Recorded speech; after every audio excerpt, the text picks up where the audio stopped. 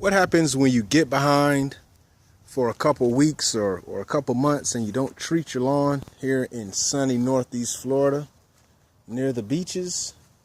You get weeds, all types of varieties. And this is the condition where you do not want to use a weed and feed and think it's going to kill these weeds. Weed and feed will only make a problem like this worse. So you got to do something different in addition to the weed and feed. All right, if you got weeds that are already starting to get healthy and nice and big, then putting weed and feed down here is not going to cure it.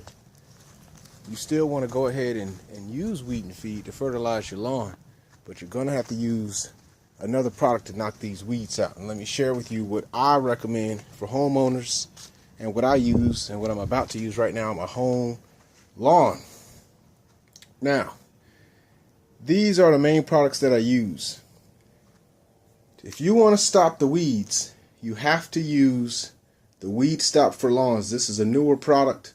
I did an earlier video where I was talking about the Scott's version of this product, which I understand they have discontinued. So this is now the product that I recommend when you have mature weeds like these guys that are already growing.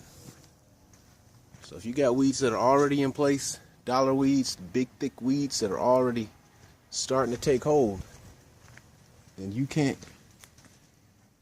just use a weed and feed. That's not going to get it. You got to use a Weed Stop granule product. So this is what you got to put into your spreader. Follow the instructions for the type of spreader you have and get this down in the lawn. I would always recommend after that to put in a weed and feed so that you can go ahead and get your kind of kickstart the grass to growing. Now, that's the granule. That's the stuff that's going to affect the soil itself and really start to change things long term. However, if you really want faster results, sometimes you got to kind of kickstart it. Then you want to use some liquid products. Now this stuff, make sure you don't use on the hot days. Don't put this on your grass when it's hot because it'll kill your grass. But get you a sprayer. They're about 15 bucks. And in the areas you can spot spray, use this stuff. It's the same thing as this, but it's liquefied. All right, so if you got areas like along the fence lines and up along a house and some little spot areas in the yard, maybe some major little patches of weeds, spray that stuff on there and it'll kind of kill it. Don't use too much. Make sure you follow the instructions. Read the label so you know how much to use for the sprayer that you have. All right, and then this stuff right here is going to kill whatever you spray on it.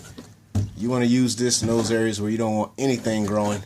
For example, in your mulch beds and things like that. So this is really, for most people, all you're going to need to get your lawn nice and green. There's one additional product if you have fungus or lawn disease that I recommend, and I'll do another video for that one if I haven't already. But fungus is also an issue that you got to worry about, so I'll do another video for that one. But for most lawns, this will take care of you and get you nice and green. So I'm going to go ahead and use these products on my lawn. Thanks for watching this video and sharing with your friends and family. I hope this helps you save a bunch of money. You can do this stuff yourself. If you have any questions on how to use it, things of this nature, how to set it up and get those weeds out of your lawn, comment on this video. But if you don't know, need questions, help, call Florida Pro.